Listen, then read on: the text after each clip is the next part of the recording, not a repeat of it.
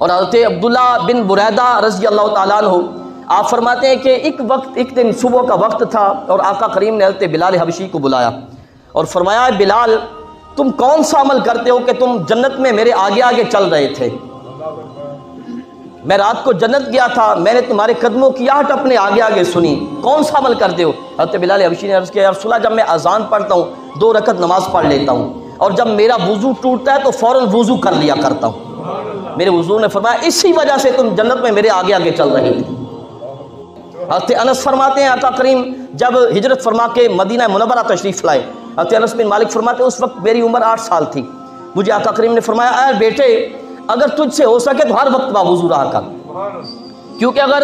وضو کی حالت میں بندے کی وفات ہو جاتی ہے تو ایسے بندے کو شہادت کا درجہ نصیب ہوتا ہے۔